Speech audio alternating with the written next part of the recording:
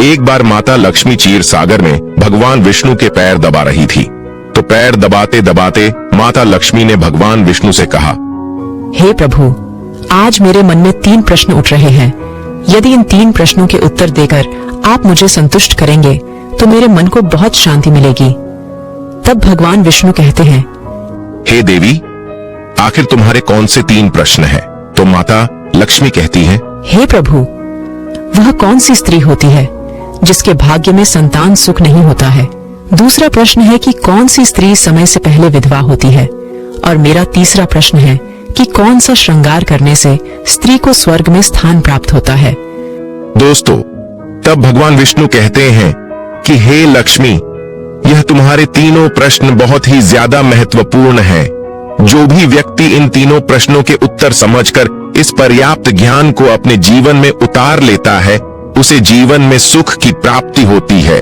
दोस्तों, भगवान विष्णु कहते हैं, हे देवी लक्ष्मी, अब मैं तुम्हें तुम्हारे तीनों प्रश्नों के उत्तर एक छोटी सी कहानी के माध्यम से देने वाला हूं। इस कहानी के माध्यम से तुम अपने तीनों प्रश्नों के उत्तर ठीक तरह से समझ पाओगी, परंतु मेरी एक शर्त है, जब तक मैं कहानी सुनाऊं तब तक तुम्हें इस कहानी को ध्यान से सुनना है।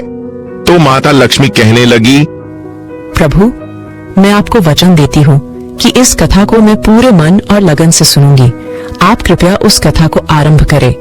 तो दोस्तों, आप सभी से एक विनती है कि आप भी इस कथा को पूरा जरूर सुने। इसे आधा अधूरा सुनना पाप माना जाता है। कथा शुरू करने से पहले कमेंट में जय मां लक्ष्मी और जय श्री हरि विष्णु अवश्य लिखें। साथ ही वीडियो को लाइक करना न भूलें। तो चलिए आरंभ करते हैं। प्रिय बंधुओं, भगवान विष्णु कहते हैं, हे लक्ष्मी, किसी राज्य में एक छोटा सा नगर था। उस नगर में एक सेठ रहता था। उस सेठ के 2 बेटे थे और सेठ के बेटों की शादी भी हो चुकी थी। सेठ की पत्नी और सेठ के बड़े बेटे दोनों का ही स्वभाव दुष्ट प्रवृत्ति का था।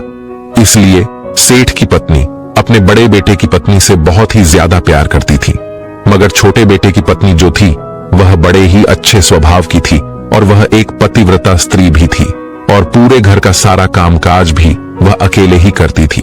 इतना कुछ होने पर भी सेठ की पत्नी और बड़े बेटे की पत्नी छोटी बहू का हमेशा ही अपमान करती रहती थी। दोस्तों, भगवान विष्णु कहते हैं, हे लक्ष्मी, सेठ के बड़े बेटे की बहू को एक बेटा था और छोटी बहू को एक पुत्री थी। सेठ की पत्नी हमेशा पुत्र को लेकर छोटी बहू को ताना मारती रहती थी, लेकिन वह क्या कर सकती थी, वह हमेशा उनके ताने सुनती रहती थी। दोस्तों, तब भगवान विष्णु कहते हैं, हे लक्ष्मी, अब मैं तुम्हें छोटी बहू की कहानी अच्छे तरीके से समझाता हूं। इस कहानी से तुम्हें तुम्हारे पहले प्रश्न का उत्तर प्राप्त होगा। तुम्हारा पहला प्रश्न था कि कौन सी स्त्री के भाग्य में पुत्र की प्राप्ति नहीं होती है। तब भगवान विष्णु कहते हैं, देवी, उस सेठ की जो पत्नी थी वह पहले से ही बड़े ही दुष्ट स्वभाव की थी। उसके कुटिल स्वभाव से सभी घर वाले बहुत ही ज्यादा परेशान थे, परंतु अपनी सीधी साधी छोटी बहू को वह कुछ ज्यादा ही परेशान करती रहती थी। उसको सताने में उसको बहुत ही ज्यादा आनंद आता था। सेठ के छोटे बेटे की पत्नी का नाम सुकन्या था। बेचारी सुकन्या सुबह जल्दी उठ करके अपने कामकाज में जुट जाती थी। इतना करने पर भी सेठ की पत्नी की निगाहों में सुकन्या हमेशा खटकती रहती थी। एक दिन की बात है, सुकन्या घर में झाड़ू लगा रही थी तो सेठ की पत्नी बोली कि तेरे हाथ में जान नहीं है क्या? तू जल्दी जल्दी झाड़ू लगा। मैं मंदिर जा रही हूँ। मेरे लौट कर आने से पहले तू भोजन बनाकर तैयार रखना और आते ही मैं उस भोजन को ग्रहण करूंगी। और सुन, अन्न का एक दाना भी बर्बाद ना हो पाए। बेचारी सुकन्या करती भी तो क्या, वह अपनी सास की बातों को सुनती रही। तब घर की सफाई करने के बाद सुकन्या खाना बनाने में लग गई। खाना बनाते समय वह मन में सोच रही थी कि मैं इतना काम करने के बाद भी एक पल के लिए चैन की सांस नहीं ले पाती हूं और मेरी सांस हर समय मेरे काम में कोई ना कोई गलती निकालती रहती है। सुकन्या यह सब सोच ही रही थी, जितने में दरवाजा खटखटाने की आवाज आई तो सुकन्या ने सोचा कि अभी तो भोजन तैयार ही हुआ है, लगता है मेरी सासू माँ आज जल्दी ही लौट आई हैं। जब सुकन्या ने दरवाजा खोला तो उसने क्या देखा कि बाहर दरवाजे पर एक सन्यासी महात्मा खड़े हैं। दोस्तों, वह साधु महाराज सुकन्या से कहता है कि बेटी, तेरा सुहाग अमर रहे, बाबा को कुछ भोजन करा दे, मुझे बड़ी तेजी से भूख लग रही है। दर्शकों, भगवान विष्णु कहते हैं कि लक्ष्मी सुकन्या बहुत सुशील और संस्कारी थीं। उसने सोचा कि साधु महाराज को भोजन करा तो दूं, परंतु यदि मेरी सास आ गई तो मेरी खैर नहीं। फिर कुछ देर सोच विचार करने के बाद में उसने सन्यासी को भोजन करने के लिए अंदर आने को कहा, और उसी समय सुकन्या के मन में विचार आया कि सास से डरना कैसा। यदि मेरी सास आ भी जाएगी और मुझसे कुछ कहेगी तो मैं उनसे कह दूंगी कि मैं अपने हिस्से का भोजन इन महात्मा को दे रही हूं। भगवान विष्णु कहते हैं, हे लक्ष्मी। फिर ऐसा सोचकर कि सुकन्या साधु को अंदर ले गई और अतिथि धर्म का पालन करते हुए उस साधु को भोजन कराने लगी। अभी साधु भोजन कर ही रहा था कि सुकन्या की सास आ गई और फिर साधु को घर के अंदर बैठा भोजन करते देख करके उसका गुस्सा 7वें आसमान पर जा चढ़ा और एकदम से साधु महाराज से कहने लगी, यहाँ पर क्या किसी प्रकार का भंडारा या दावत नहीं चल रही है, जो तो राह चलते भिखमंगों को घर में बिठाकर खिला रही हो। सुकन्या ने अपनी सास को रोकने की बहुत कोशिश की, परंतु उस दुष्ट स्त्री ने सन्यासी को धक्के मारकर घर से बाहर निकाल दिया और उसका खाना उठाकर फेंक दिया। अब उसका क्रोध सुकन्या पर टूटा और कहने लगी, अरे दुष्ट औरत, मैंने तुझे कहा था कि अन्न का एक दाना भी बर्बाद नहीं होना चाहिए, लेकिन तूने क्या किया, उस भिखमंगे को इतना सारा भोजन दे दिया। दोस्तों, भगवान विष्णु कहते हैं, हे लक्ष्मी। सुकन्या डरती हुए बोली, सासू माँ, मैंने सन्यासी को अपने हिस्से का भोजन दिया है, इसमें आखिर इतना गुस्सा होने की क्या बात है। द्वार पर आए अतिथियों को कभी खाली हाथ नहीं भेजते हैं, ऐसा शास्त्र कहते हैं। भगवान विष्णु कहते हैं, इस प्रकार काफी देर तक सास बहू की तकरार चलती रही। अंत में उस कुटिल सास ने सुकन्या को भी धक्के मार करके घर से निकाल दिया। अब वह बेचारी रोती हुई घर का दरवाजा पिटती रह गई, परंतु उसकी सांस पत्थर जैसी बन गई, उसका दिल नहीं पसीजा। अब सुकन्या के पास में एक ही रास्ता बचा था कि वह अपने मायके में लौट जाए। दर्शकों, भगवान विष्णु कहते हैं, हे लक्ष्मी। इस प्रकार सुकन्या दुखी होकर के अपने मायके के लिए निकल गई और बीच रास्ते में एक घना जंगल भी पड़ता था। सुकन्या भूख प्यास से तड़पती हुई अपने मायके के लिए चली जा रही थी। तभी अचानक जोरों से बादल गरजे और मूसलाधार बारिश शुरू हो गई। भगवान विष्णु कहते हैं, बारिश से बचने के लिए सुकन्या ने एक पेड़ की शरण ली, लेकिन वर्षा का वेग इतना तेज था कि बचना मुश्किल हो गया था। अब उसी पेड़ की जड़ में एक कोटर बना था। सुकन्या यह सोचकर उसमें घुस गई कि बारिश रुकने के बाद में वह बाहर निकल आएगी और जब तक वर्षा हो रही है वह कोठर के अंदर बारिश से अपनी सुरक्षा कर सकती है। दर्शकों, भगवान विष्णु कहते हैं, हे लक्ष्मी। जब सुकन्या उस पेड़ के कोटर में घुसी तो उस कोटर के अंदर उसे एक साधु मिले। फिर संत ने कहा, बेटी रोना बंद करो। मुझे मालूम है कि तुम्हारे घर वाले तुम्हारा अनादर इसलिए करते हैं कि वह दुष्ट प्रवृत्ति के हैं और तुम्हें ताना इसलिए मारते हैं कि तुम्हारी जेठानी को पुत्र की प्राप्ति हो गई है और तुम्हें अभी तक पुत्र की प्राप्ति नहीं हुई है। इसलिए तुम चिंता मत करो, मैं तुम्हें एक पर्ची देता हूं। इस पर्ची में जो उपाय लिखा है उसे पूरी निष्ठा से करना और फिर तुम्हें एक गुणवान पुत्र प्राप्ति होगी। दर्शकों, इस प्रकार वह संत महात्मा पर्ची देकर वहां से अंतर्ध्यान हो गए। उधर जब वर्षा बंद हो गई तो सुकन्या को ढूंढता हुआ उसका पति वहां पर पहुंच गया और फिर सुकन्या मायके न जाकर उसी जंगल में एक कुटिया बनाकर रहने लगी। भगवान विष्णु कहते हैं, हे लक्ष्मी। एक दिन की बात है, सुकन्या को पुत्र का ख्याल आया और सोचने लगी कि यदि मेरे पास में भी एक पुत्र होता तो ससुराल में मेरी भी इज्जत होती।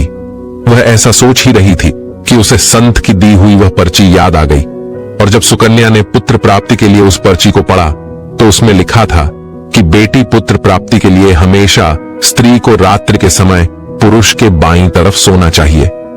ऐसा करने से कुछ समय के बाद में बाईं करवट लेटने से नाक का दायां स्वर और दाहिनी करवट लेटने से नाक का बायां स्वर चालू हो जाता है और फिर जब भी पुत्र प्राप्ति की इच्छा हो तो उस स्थिति में मिलन से पहले यह निश्चित कर लेना चाहिए कि पुरुष का दायां स्वर चलने लगे और स्त्री का बायां स्वर चलने लगे। उसी समय गर्भधारण किया जाना चाहिए।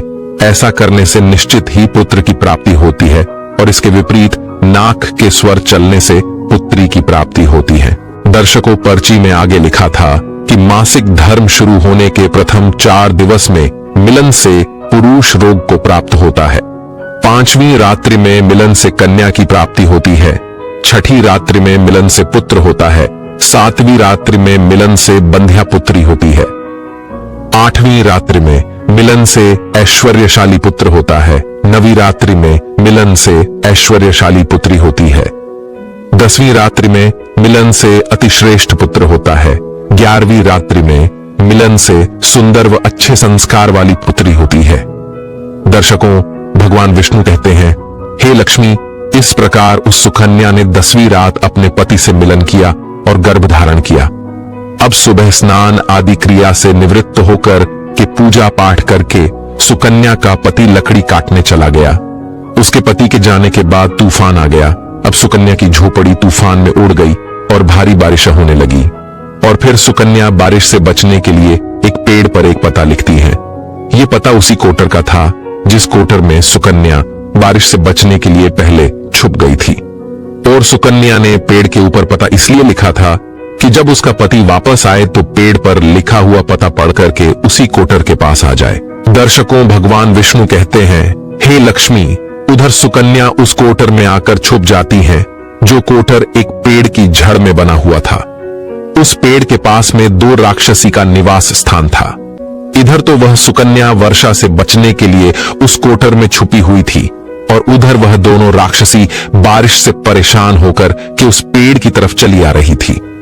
फिर तो पेड़ के नीचे आकर के एक राक्षसी कहने लगी, अब तो चला भी नहीं जाता, वरना मन तो कर रहा था कि सोना टापू पर चली जाऊं। तभी दूसरी राक्षसी बोली, इसमें क्या बड़ी बात है, ये पेड़ हमें अभी उड़ा करके वहीं पहुंचा देगा जहां पर सोने का टापू है। दर्शकों, ऐसा कहकर कि वह दोनों राक्षसी पेड़ की शाख पर बैठ गई और पेड़ एकदम से उड़ने लगा। उधर थकी हारी सुकन्या कोटर में छुपी हुई थी। कोटर में घुसते ही सुकन्या को नींद आ गई थी, लेकिन पेड़ के उड़ने से लगने वाले झटकों से सुकन्या की नींद खुल गई और पेड़ को उड़ता देखकर कि वह एकदम से घबरा गई। दर्शकों, जब सुकन्या ने कोटर से बाहर देखा तो पेड़ की डाल पर 2 राक्षसी बैठी थी। अंततः सुकन्या ने परिस्थिति के साथ समझौता किया और सोचा कि जो होगा अच्छा ही होगा। फिर कुछ देर की उड़ान के बाद में वह पेड़ एक सोना टापू पर पहुंचकर के उतर गया। उधर दोनों राक्षसी को भूख लग रही थी, इसलिए वह दोनों शिकार की तलाश में निकल गई। भगवान विष्णु कहते हैं, हे लक्ष्मी, उन दोनों राक्षसी के जाने के बाद में सुकन्या कोटर से बाहर निकली और उसने चैन की सांस ली। अब जैसे ही सुकन्या ने सोना टापू पर फैली रेत को देखा तो एकदम से अचंभित में पड़ गई कि यह रेत तो चमचमा रही है। और जैसे ही सुकन्या ने रेत को हाथों में उठाया तो एकदम से चिल्लाने लगी, अरे यह तो सोने की रेत है। और फिर सुकन्या ने अपनी साड़ी की आंचल में वह जितनी रेत बांध सकती थी उसने बांध ली और पुनः आकर के उसी कोटर में छिप गई। दर्शकों, भगवान विष्णु कहते हैं, इधर तो सुकन्या का उस कोटर में वापस जाना हुआ, उधर दोनों राक्षसी पेड़ पर वापस आ गई और वह आपस में कहने लगी, आज तो भरपेट खाना खा करके पूरी तृप्ति हो गई, अब चलो वापस लौट चलते हैं हम जहां से आए थे। और फिर इस प्रकार थोड़ी देर में वह पेड़ उड़ करके उसी स्थान पर पहुंच गया जहां से वह पेड़ उड़ करके गया था। भगवान विष्णु कहते हैं, लक्ष्मी वह सुकन्या तब तक उसी कोटर में छुपी रही जब तक किसी कार्यवश वह राक्षसी उस पेड़ से चली नहीं गई। और जैसे ही वह दोनों उस पेड़ से चली गई वैसे ही सुकन्या सोने की रेत लेकर के उस कोटर से बाहर आ गई और मन में सोचने लगी कि इतना सारा सोना देख करके मेरी सासू मां खुश हो जाएगी और अब मैं अपने ससुराल वापस जाऊंगी और अपनी सासू मां को इतना सारा सोना दूंगी, फिर वह मुझसे कभी भी नफरत नहीं करेगी और मुझसे प्यार करने लगेगी। भगवान विष्णु कहते हैं, हे लक्ष्मी, इधर तो सुकन्या ऐसा सोच रही थी, तब तक सुकन्या का पति सुकन्या को ढूंढता हुआ उसी कोटर की तरफ आ जाता है और सुकन्या अपने पति को सारी बात बताती है और अपने पति के साथ वापस अपने ससुराल पहुंच करके अपनी सासू मां से कहती है, देखो सासू मां, मैं आपके लिए क्या लाई हूं। और ऐसा कहकर के वह सारा सोना अपनी सास को देती है और उसे सोना कैसे प्राप्त हुआ वह सारी घटना भी अपनी सास को बता देती है। भगवान विष्णु कहते हैं, सोना लेने के बाद में सुकन्या की सास एकदम से क्रोधित होकर के बोली, अरे मूर्ख औरत, तू बस इतना ही सोना लेकर आ गई, इतने सोने से क्या होगा, मैं होती तो बहुत सारा सोना लेकर आ जाती। फिर अपनी सास की बात सुन करके वह सुकन्या कहने लगी, मां जी, हमारी 3-4 पीढ़ियों के लिए इतना सोना काफी है। तो सास कहने लगी, अरे मूर्ख, सोना भी काफी होता है क्या? जितना हो उतना ही कम है। अब देख, मैं जाऊंगी और कितना सोना लेकर आती हूं। भगवान विष्णु कहते हैं, हे लक्ष्मी, सुकन्या ने अपनी सास को बहुत समझाया, परंतु उस लालची दुष्ट स्त्री के समझ में एक भी बात नहीं आई। उसने सुकन्या की एक भी बात नहीं सुनी और जाकर के उसी पेड़ के कोटर में बैठ गई। उधर वह दोनों राक्षसी जैसे ही पेड़ पर आई तो एकदम से वह पेड़ उड़ने लगा। इधर तो पेड़ उड़ता हुआ जा रहा था, उधर वह सुकन्या की सास मन ही मन में बहुत खुश हो रही थी कि आज मैं बहुत सारा सोना एक साथ फटोर के लाऊंगी। भगवान विष्णु कहते हैं, इधर तो सुकन्या की सास अपने मन में खुशियां मना रही थी। उसी समय एक राक्षसी कहने लगी, चलो आज स्वर्ण द्वीप पर न चलकर के मत्स्य द्वीप पर चलते हैं। आज मछलियां खाने का बहुत मन कर रहा है। और फिर जैसे ही राक्षसियों ने मछली खाने का मन बनाया, वैसे ही वह पेड़ मत्स्य द्वीप की तरफ उड़ चला। भगवान विष्णु कहते हैं, हे लक्ष्मी, इस प्रकार राक्षसियों की बात सुनकर के कोटर में बैठी वह लालची स्त्री स्वयं पर संयम नहीं रख सकी और एकदम से बोल पड़ी, अरे तुम सोना टापू क्यों नहीं जा रही हो? मत्स्य द्वीप मत जाओ, सोना टापू पर चलो। अब जैसे ही उस लालची स्त्री इतनी आवाज दी तो राक्षसियों ने समझ लिया कि इस पेड़ की कोटर में कोई जरूर छिपा बैठा है और उन्होंने एकदम से जैसे ही कोटर में प्रवेश किया और फिर जैसे ही उन दोनों राक्षसियों ने उस लालची स्त्री को देखा तो एकदम से उसे उठा करके पेड़ से नीचे फेंक दिया और धरती पर गिरते ही उस लालची स्त्री की मौत हो गई। अब जैसे ही सूचना उसके घर वालों को मिलती है तो उस स्त्री का पति यानी सुकन्या का ससुर सुकन्या के पास जाता है और उससे कहते हैं, बेटी, मैं तो उसे पहले से ही समझाता था कि तू ऐसा काम मत कर। कभी भी किसी को लालच नहीं करना चाहिए और बहुएं बेटी की तरह होती हैं, उनको प्यार देना चाहिए। मगर उसने मेरी एक भी बात नहीं मानी और उसे उसके कर्मों का फल आज मिल गया। भगवान विष्णु कहते हैं, हे लक्ष्मी, उधर सुकन्या अपने पति के साथ में सुखपूर्वक जीवन यापन करने लगी। फिर कुछ समय गुजरने के बाद में सुकन्या को एक गुणवान पुत्र की प्राप्ति हुई और पुत्र की प्राप्ति के बाद सुकन्या की खुशी का ठिकाना नहीं रहा और वह भगवान का शुक्रिया करने लगी। उधर सेठ के बड़े बेटे की बहू, जो हमेशा सुकन्या को पुत्र को लेकर ताने मारती रहती थी, जब सुकन्या को पुत्र की प्राप्ति हो गई और उसे धन भी प्राप्त हो गया, उधर सेठ के बड़े बेटे और बहू के दिन गरीबी में गुजरने लगे। तो सेठ की बड़ी बहू जाकर के सुकन्या के आगे हाथ जोड़ करके अपनी गलती के लिए माफी मांगने लगती है। सुकन्या एक बहुत ही दयावान स्त्री थी और बहुत ही मधुर संबंध वाली स्त्री थी, इसलिए वह अपनी जेठानी को माफ कर देती है और वह जो भी सोना लेकर आई थी उसमें से कुछ सोना वह अपनी जेठानी को भी दे देती है। इस प्रकार वह पूरा परिवार अच्छे से जीवन यापन करने लगता है। भगवान विष्णु कहते हैं, लक्ष्मी, इस प्रकार जब समय धीरे धीरे सुखपूर्वक व्यतीत होने लगा तो सेठ की बड़ी बहू का जो पुत्र था वह अवगुणी था, इसलिए उसने सारा धन अवगुणों में बर्बाद कर दिया और सुकन्या को जो पुत्र हुआ था वह बहुत ही गुणवान था। वह अपने जीवन में इतना आगे बढ़ा कि उसने अपने माँ बाप का नाम रोशन कर दिया। और फिर जब सुकन्या और उसकी जेठानी का जीवन समाप्त हुआ तो सुकन्या को स्वर्ग की प्राप्ति हुई और उसकी जेठानी को नरक में स्थान मिला। भगवान विष्णु कहते हैं, लक्ष्मी, तुम्हारा पहला प्रश्न था कि कौन सी स्त्री के भाग्य में पुत्र नहीं होता, तो समझ लो संत के द्वारा दिए गए पर्चे के विपरीत जो कार्य करते हैं उनके भाग्य में पुत्र योग नहीं होता। लक्ष्मी, तुम्हारा दूसरा प्रश्न था कि कौन सा गहना पहनने से स्त्री या पुरुष की दर्दनाक मौत होती है, तो समझ लो वह है लालच रूपी गहना जो सेठ की पत्नी ने पहना था और खूब सारा सोना लाने के लालच में कोटर घुस गई और राक्षसियों द्वारा नीचे फेंक दिए जाने के कारण सेठ की पत्नी की दर्दनाक मौत हो गई। इसलिए लालच रूपी गहना कभी नहीं पहनना चाहिए। लक्ष्मी, अब तुम्हारा तीसरा प्रश्न था कि कौन सा श्रृंगार करने से स्त्री को स्वर्ग में स्थान मिलता है, तो वह चरित्र रूपी श्रृंगार यानी कि चरित्रवान और पतिव्रता स्त्री। सेठ की छोटी बहू सुकन्या की तरह मृत्यु के बाद स्वर्ग में जाती है, इसलिए हर विवाहित स्त्री को पतिव्रता और चरित्रवान होना चाहिए। दोस्तों, आपको यह कहानी कैसी लगी कृपया हमें कमेंट में जरूर बताएं।